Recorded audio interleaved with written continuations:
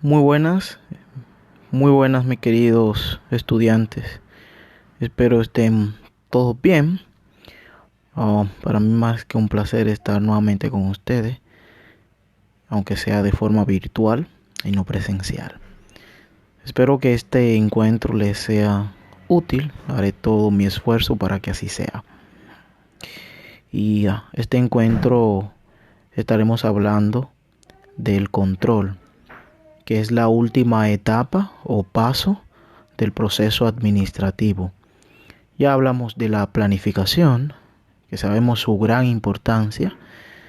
Ahí es donde se hace todo desde el inicio, ¿verdad? Ah, hacia dónde tú quieres ir, qué es lo que haces, qué es lo que vas a hacer, este, cuáles son los objetivos generales, cuáles son las metas globales, cuáles son los objetivos, ¿verdad?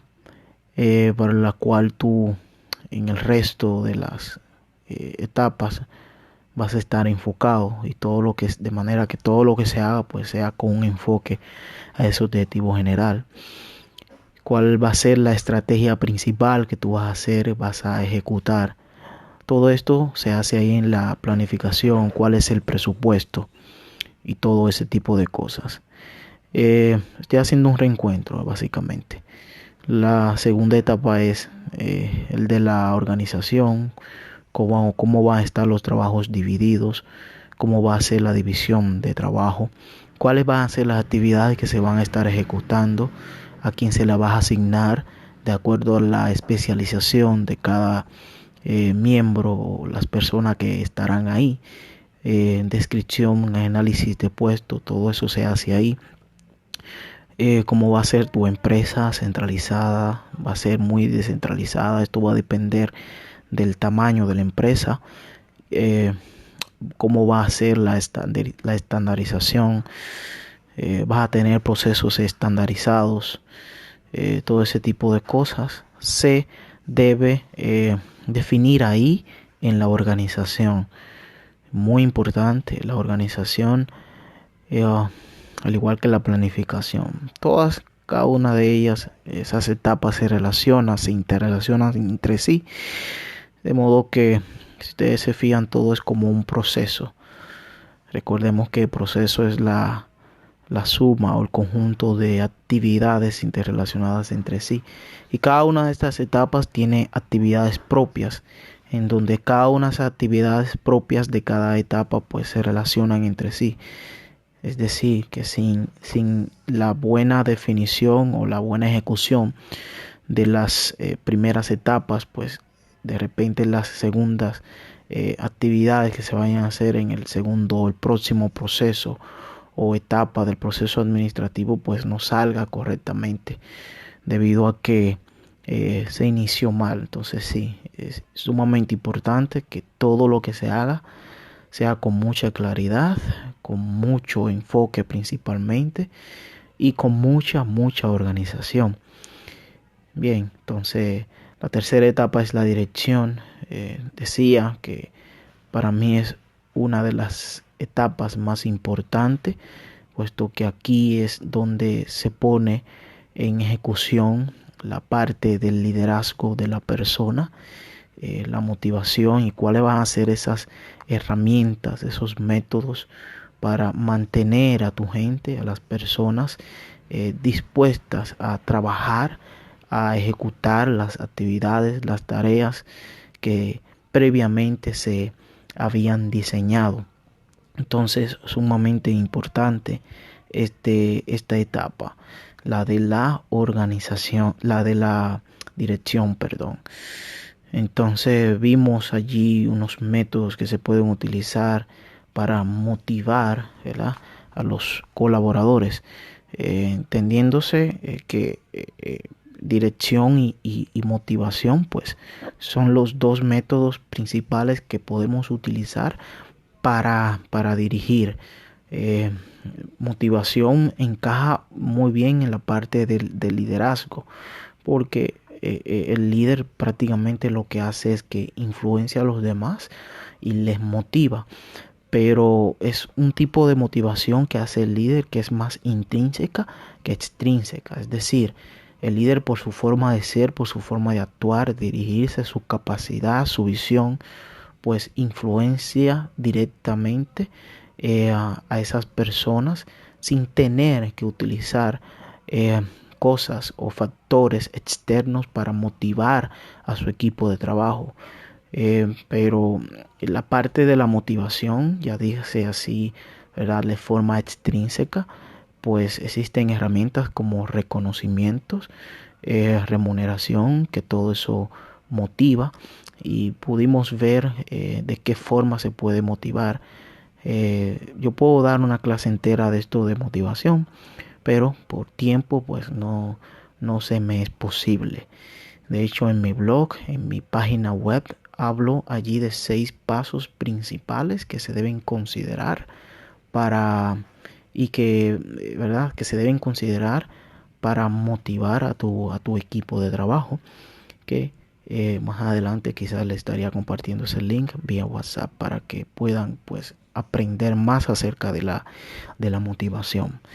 Pero ustedes mismos saben que es muy importante la motivación, al igual que el liderazgo. El liderazgo es sumamente importantísimo. Y repito, el liderazgo se puede ejecutar, lo puede ejecutar cualquier persona de los niveles de la administración, no importa si está en el alto, medio o bajo nivel.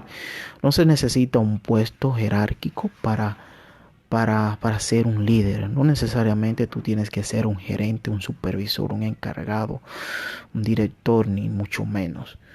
Un líder puede hacerlo cualquier persona en cualquier puesto que esté desempeñando, porque liderazgo es influenciar y desde cualquier puesto tú lo puedes hacer si tienes eso de líder. Si eres un líder realmente lo puedes hacer fácilmente y eso es lo que andamos buscando. Eso es lo que todo dirigente debe buscar, convertir o crear líderes, de modo que la comunicación o el trabajo en equipo se pueda ejecutar o se puedan hacer o pueda más bien trabajar de forma más eficiente sin la necesidad de tenerte a ti siempre ahí enfrente dirigiendo y tomando decisiones. Pero si tú capacitas, si tú conviertes a líderes, esos líderes se van a ir, ¿verdad?, convirtiendo en personas útiles, facultadas para desarrollar y seguir desarrollando liderazgo sobre los demás. Y cuando hay esa así armonía de influencia, cuando hay esa armonía de una relación interpersonal e intergrupal, pues el trabajo fluye con más comodidad y el clima laboral se hace mucho más bueno, más confortable. Entonces, en la parte del control, que es la que me corresponde hablar ahora, en la parte de control, que es la última etapa del proceso administrativo, es esta. Entonces, espero que sí le haya servido esa retroalimentación que le acabo de hacer. Siempre me gusta en cada encuentro hablar un poquito de lo que se habló en el anterior, porque son muchas las cosas que existen. Entonces no siempre se habla todo en clase, lógicamente está. Por eso siempre le he motivado a que investiguen por su propia cuenta, lean y pues adopten ese estilo de vida de la lectura, que le va a ayudar muchísimo, no solo lo que le dé el profesor, sino también lo que ustedes mismos puedan aprender por su propia cuenta. Entonces, el control, dice aquí que los administradores están siempre en la búsqueda de un buen rendimiento en todas las áreas de la organización. Para lograr esto se necesitan elaborar un sistema de control bien diseñado. Para eso existen buenas prácticas que están funcionando a muchas empresas exitosas. El control es el proceso que consiste en supervisar las actividades para garantizar que se realice según lo planeado y corregir cualquier desviación significativa.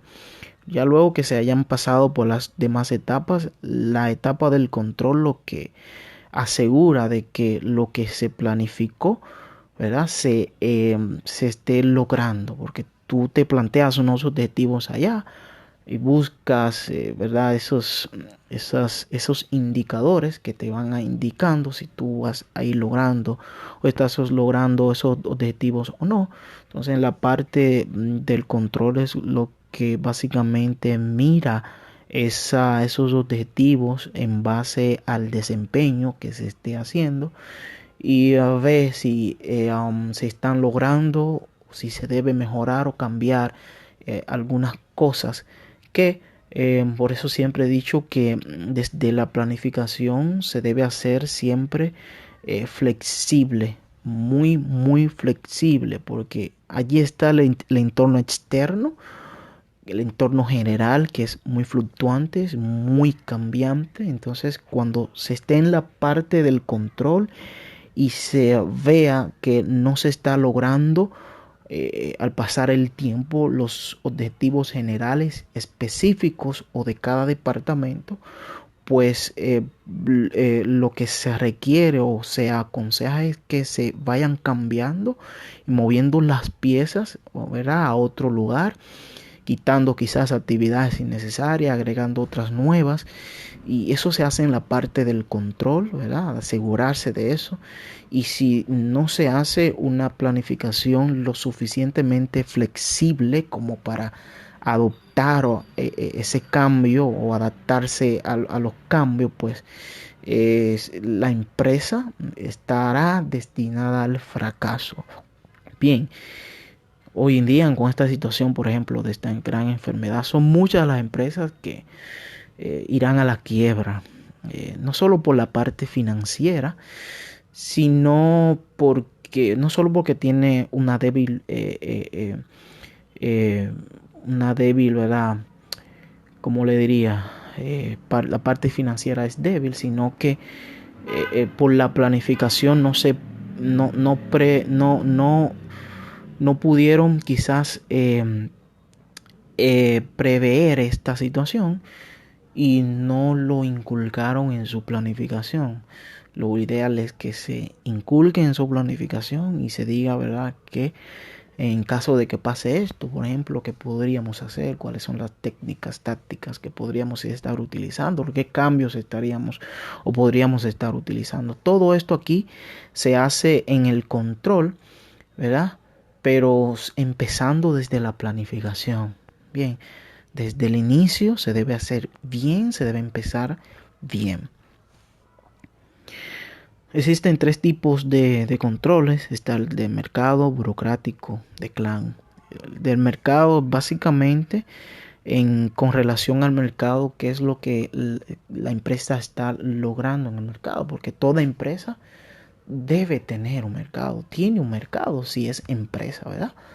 Ese es aquel mercado que está allí afuera que tiene la capacidad de comprar lo que tú estás brindando. Ese es tu mercado, ¿verdad? Ese poder que tienen las personas en ese segmento que tú elegiste quizás. Ese es tu mercado. Entonces, tú vas a medir qué tanto tú estás llegando a tu público. Porque tú te plasmas unos objetivos generales allí, ¿verdad? Pero hay otros objetivos específicos que es la de la satisfacción de los clientes, por ejemplo, que debe estar siempre ahí como principal enfoque, que dependiendo de las características de tu producto, de tu servicio, tú lo vas a enamorar. Entonces, ¿qué también tú estás haciendo esto en el mercado? Entonces se debe hacer un control allí y ver ¿verdad? Hacer una comparación con tu competencia. Dice aquí que como la competencia de precio y la participación relativa del mercado. ¿Cuál es la participación del mercado? ¿Cuál es tu participación en el mercado? ¿Es una participación mínima? ¿Por qué es mínima la participación? Te están quitando una gran parte del pastel, ¿verdad? ¿Por qué te la están quitando? Es porque tu competencia quizás tiene una gran estrategia de precio allí, quizás porque tu competencia pues está ofreciendo un producto sustituto mucho mejor que el tuyo, o tiene mejores valores agregados que el tuyo. Entonces todo eso se debe analizar y se debe controlar allí, llevar un control de qué tanto estoy yo participando en el mercado. Existen estrategias para medir esto que no la estaré dando acá. Cuando estén dando quizás mercadeo, pues se le estarían dando. Si estuviera en clase, quizás presencial, pues le enseñaría unas cuantas. Y hay una que le invito a que le estudien, que es la matriz Boston. Repito, la matriz Boston es muy buena para ver en qué posición está tu producto. Si es un perro, si es una vaca, si es una estrella o si es un signo de interrogación. Les invito a que estudien la matriz Boston. Está también el tipo de control burocrático. Dice aquí que destaca la autoridad organizacional. Se basa en mecanismos administrativos y jerárquicos como normas, reglamentos, procedimientos, políticas, estandarización de las actividades, descripción de empleos, todo esto que dice ahí es la parte burocrática que ya usted la conoce, que tiene como precursora Max Weber, la teoría burocrática. ¿Y por qué aquí menciona la parte burocrática? Y es que en la burocracia, cuando una empresa es burocrática, que normalmente son las empresas grandes, acuérdense que Max Weber investigó todas aquellas empresas grandes y todas ellas tenían algo en común.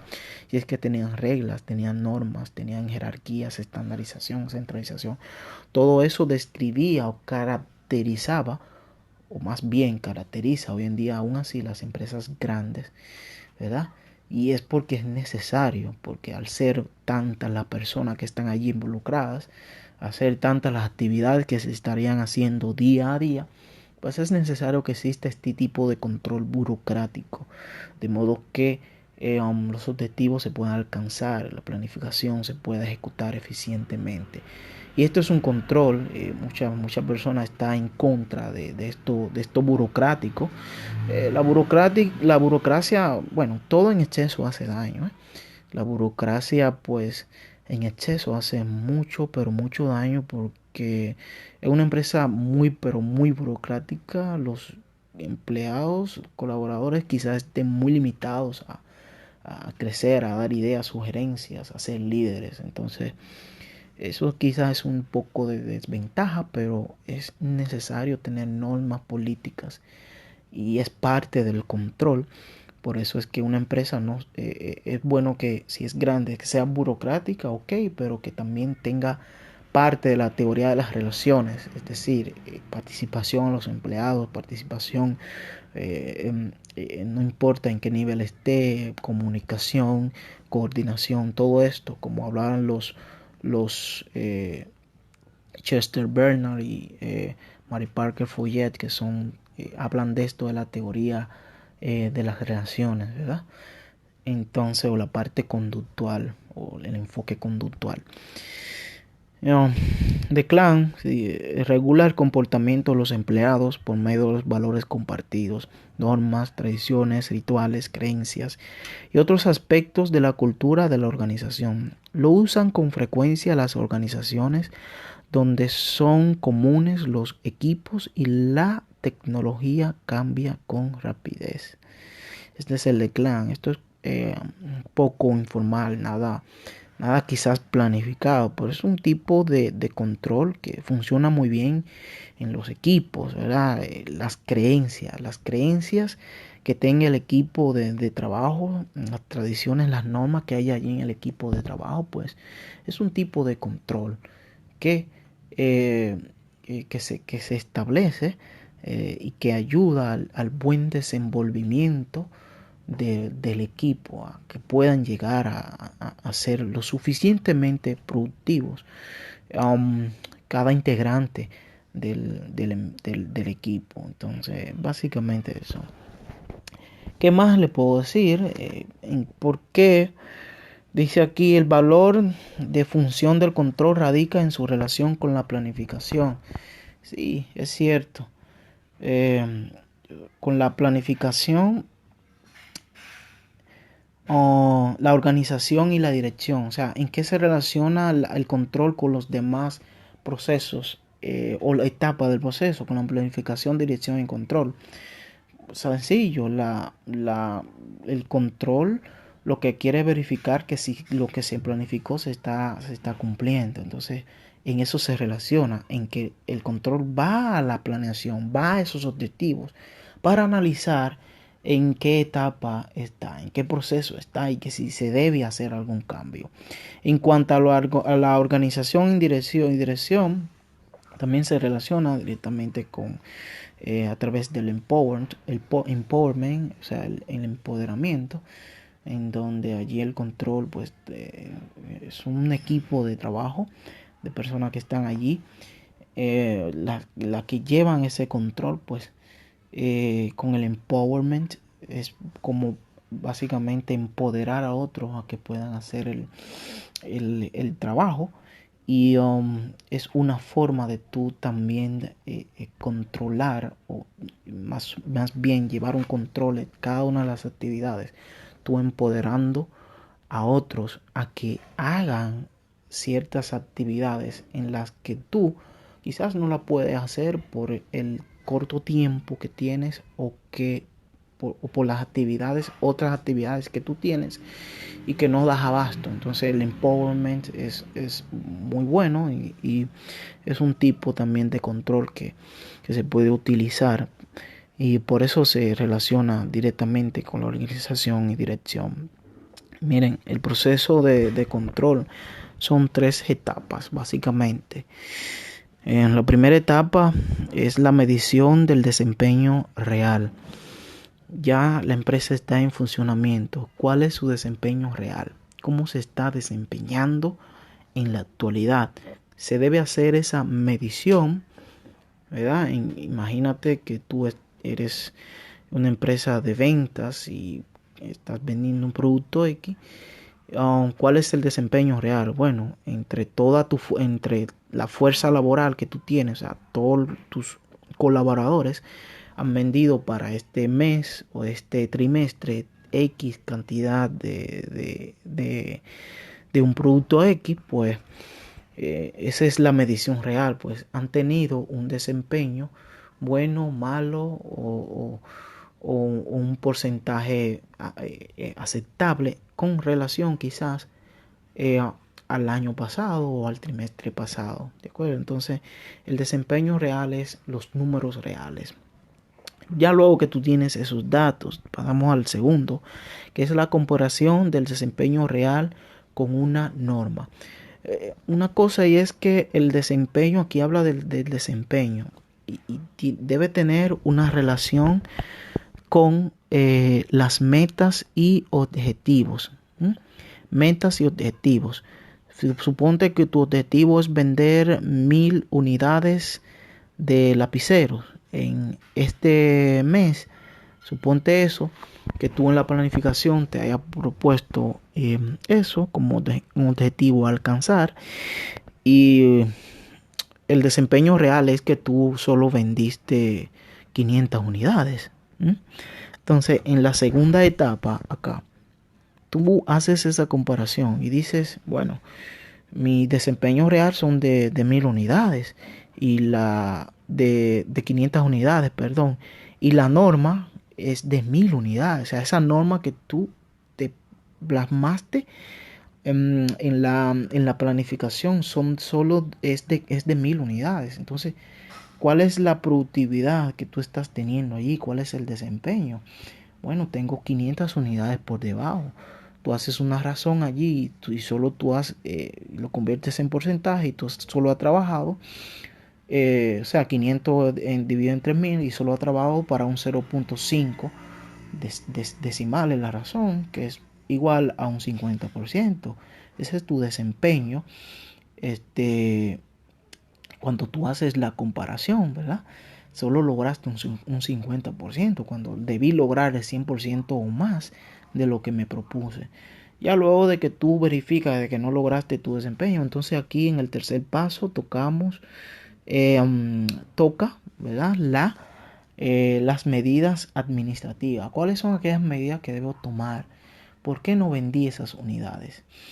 ¿Qué faltó? ¿Qué pasó? ¿No les gusta a los clientes mi producto?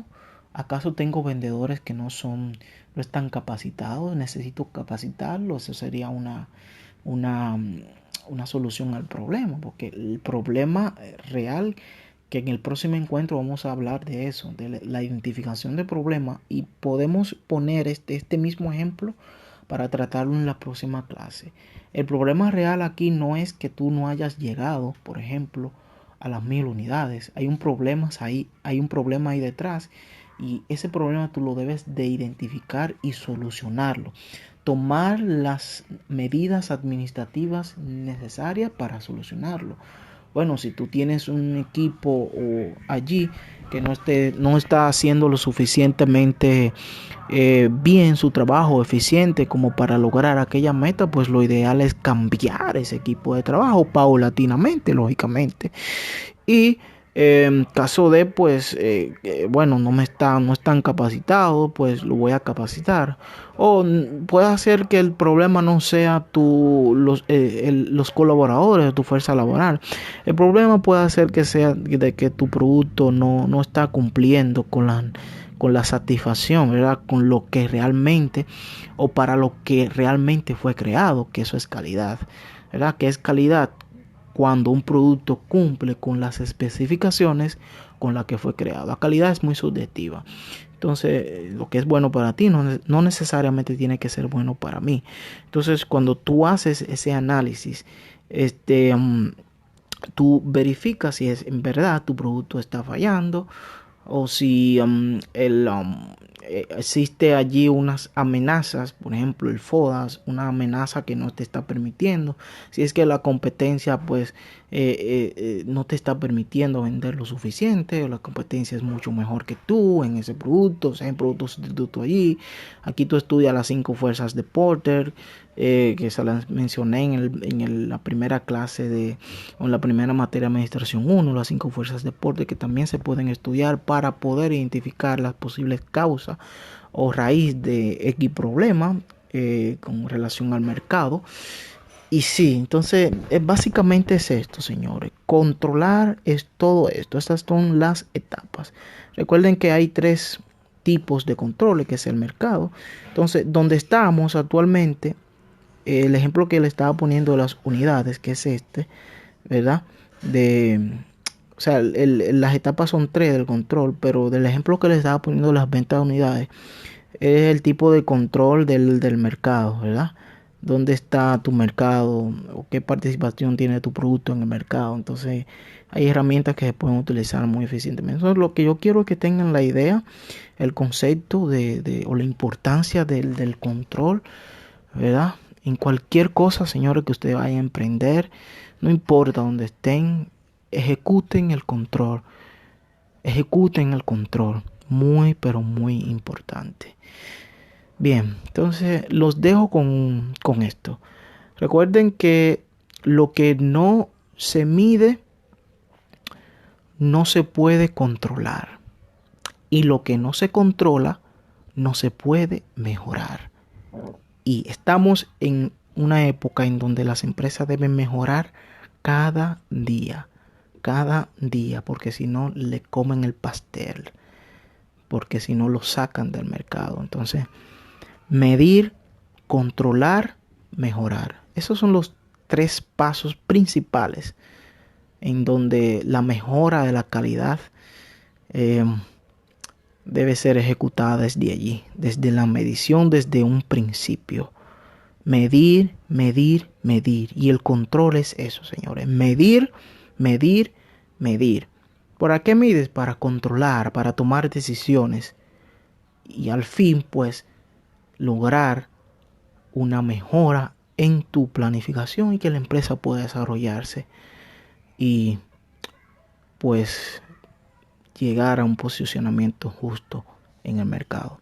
Es cuanto, señores, espero que les haya sido útil este video y nos vemos en una próxima.